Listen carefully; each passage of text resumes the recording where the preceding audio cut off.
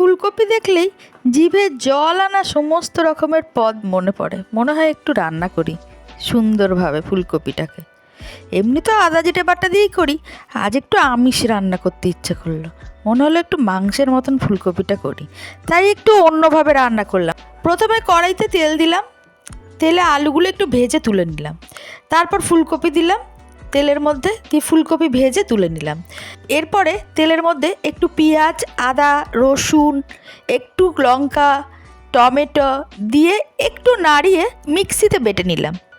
মিক্সিতে বেটে তারপর ওটাকে বেশ মিহি করে বেটে একটু জল দিয়েছি, কড়াইতে তেল দিয়ে মশলাটা ঢেলে ভালো করে একটু কষালাম ধনে জিরে গুঁড়ো দিয়ে, নুন, হলুদ, মিষ্টি সবই দিয়েছি মোটামুটি, দিয়ে একটু ভালো করে কষিয়ে যখন দেখলাম সেটা থেকে একটু তেল ছেড়েছে, এরপর আলু ফুলকপি দিয়ে কড়াইতে জল দিয়ে গরম মশলা দিয়ে নামিয়ে দিলাম।